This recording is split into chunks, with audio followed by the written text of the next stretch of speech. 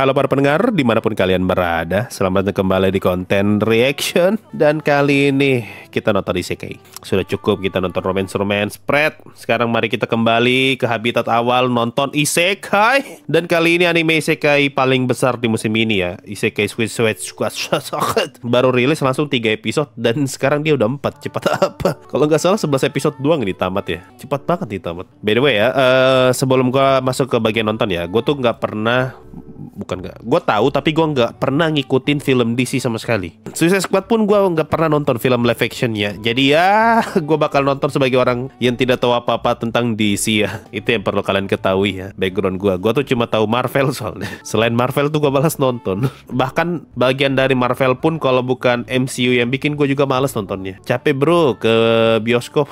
Jadi gue tidak tahu sama sekali soal DC-DCan. Mungkin DC yang terakhir gue tonton tuh cuma Black Adam. Itu pun gara-gara The Rock. Gue penasaran The Rock tuh kayak gimana kalau jadi superhero. Batman gak nonton, enggak. Gue gak pernah nonton Batman. Kalau cuma cuplikan-cuplikan atau sekelibat nonton di TV ya, tapi kalau nonton lengkap tuh gak pernah. Jadi gue kurang terdidik lah kalau soal superheroan ya. Nah, secara kebetulan superhero ini masuk anime dan isekai. Ya, dimana ada judul isekai di situ ada saya lah ya. Jadi gue bakal nonton ini sebagai penikmat isekai dan bukan sebagai penikmat DC, apalagi Suicide Squad. Mari kita lihat apakah seorang penikmat isekai tanpa tahu begitu banyak soal DC akan bisa menikmati anime isekai Suicide Squad, atau ternyata ini anime fanservice doang buat para penonton DC.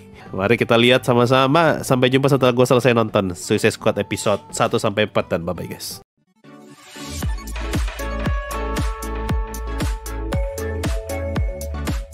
Ini kayaknya nggak ada di trailer deh. Scene ini ada di trailer tapi gambar topengnya Harley Quinn nggak ada.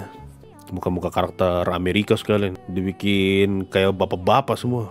Oh, ternyata si orang ini yang bikin eksperimen dan ngebuka gerbang ke isekai. Bukan mereka lagi meneliti, tapi justru mereka yang buka. Siapa sih namanya orang ini nih? Adam Waller, Maria Rainbow, Amanda Waller itu. Sabar, mereka naik mobil sambil main piano. Joker nyetir pakai piano itulah. Hebat, staminanya bakalan, dia hanyalah alat untuk buka portal. Oh, berarti ada orang yang dimanfaatin buat buka portal sebagai sumber energi gitu. Pantas ada gambar tubuh manusia di sini. Lah, gitu doang kalah? Harley Quinn banyak gaya, gitu doang kalah loh. Tiba-tiba sudah di isekai nih berarti. Tidak ada briefing pak, langsung dibawa ke isekai. Sudah ada 2 referensi nih, Jason, Game of Thrones. Bukannya dia bisa jadi pasir ya? Jadi kalau ditanamin bom harusnya nggak masalah kan? Tuh loh, tangannya bisa jadi apa? Lumpur, tanah. Kenapa dia nggak bikin lehernya jadi lumpur ya? Baru cabut bomnya. Nggak bisa cabut bomnya karena bomnya khusus metahuman. Kayak borgol khusus buat Clayface. Oh, by the way, sepanjang episode 1 tuh tidak ada trop isekai pasaran loh dari tadi. Oh ya, openingnya nih. Tanda-tanda nggak ada lagunya nih. Musik doang.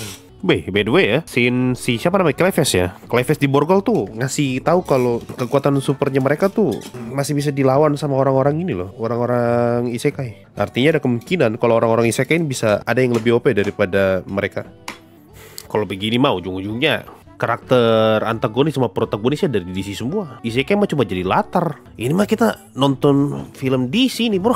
Gue kira nanti lawannya orang isekai kayak. Jadi orang DC lawan orang isekai gitu. Ini mah DC lawan DC. Ini mah DC. Cuma latarnya isekai doang. Grup 2 lawan grup 1 Suicide Squad di isekai. Iya. Ya elah, gue kira bakal ada karakter siapa kayak di isekai gitu yang kuat. Iya, DC lagi. Ya kita lihat aja ya, apakah ini tok murni DC semua karakternya, atau bakal ada karakter ori yang memorable gitu. Karakter DC kuat-kuat nyer. No, maksud gue bukan kuat kayak begitu.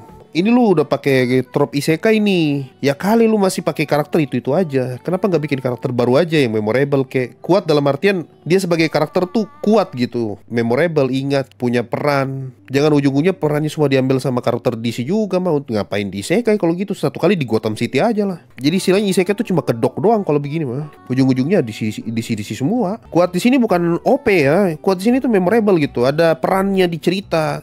Gitu maksudnya kuat tuh. Di luar ekspektasi gue sih, gue agak kecewa sih. Gue berharap tuh DC lawan orang isekai gitu, bukan DC lawan DC juga. Mungkin ada kali nanti villain asli. Ya makanya kita lihat aja lah nanti ke belakangnya kayak gimana. Ini tuh salah satu trope yang gue malas gitu kalau nonton isekai. Karakternya kebanyakan. Karena ujung-ujungnya karakter orang-orang isekai nggak berguna, nggak ada yang memorable. Yang kita ingat tuh cuma orang-orang isekainya doang. Orang-orang Jepangnya doang. Kadang malas gitu ngikutin cerita isekai kalau terlalu didominasi sama orang Jepang. Karena kan kayak orang isekainya di sana kayak tidak ada yang berguna sama sekali. Kayak ReZero gitu. ReZero kan walaupun banyak orang yang ke isekai kan, tapi karakter-karakter isekainya semua tuh kuat, bukan OP ya, tapi pengkarakternya kuat gitu. Kalau gini sejauh ini belum ada yang memorable loh. Baru sampai episode 3 ya, belum ada yang memorable sama sekali nih karakter isekainya. Yang kita tahu cuma karakter DC doang. Udah bawa nama DC sama TPX Suite, masa iya bisa kalah sama isekai yang dibilang ampus. Ya kita lihatlah. Abang-abang ini lebih milih mana ya? Ya intinya gue udah kelar nonton Isekai Suicide Squad sampai episode 4. Oke aja sih, nggak bisa gue bilang jelek. Cuma gue agak kecewa di bagian itu tadi gue ngomong. Gue berharap penduduk Isekai lawan orang DC, ternyata orang DC lawan orang DC lagi. Kalau nggak salah di episode 1 atau episode 2 kan diliatin tuh ada 4 orang ya. Kan udah kalah 1 tuh Redcatcher, berarti masih ada 3 lagi. Gimana joget Amanda Walker-nya bang? Meski tidak menarik untuk dilihat. Dari segi gambar gimana? Kerasa banget stereotip orang baratnya tuh. Mukanya kayak bapak-bapak semua. Menurut gue juga oke, nggak bagus, nggak jelek juga. Kalau gue mau bilang bagus banget sih nggak juga ya. Mungkin karena gue bukan fans DC, makanya gue nggak merasa relate dengan semua fan service yang ditawarkan ya. Mungkin ya. Tapi gue pribadi sebagai penikmat isekai, gue nggak bakal bilang ini bagus banget juga. Gue tadi cukup notice, ternyata mulut Robek Joker cuma makeup doang. Lu nyadar nggak? Gue cuma nyadar kalau ada jahitan di mulutnya. Gue nggak perhatikan lagi. Apakah Joker nanti bakal muncul lagi? Ya, kalau kita melihat kayak gini ya. Tapi kayaknya enggak ada. Joker kan ketang.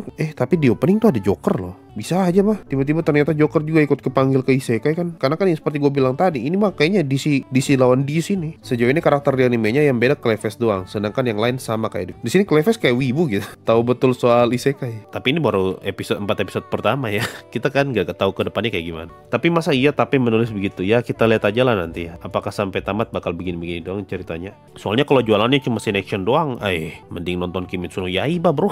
Kalau jualannya cuma scene action, mari kita cek ratingnya. Belum ada ratingnya.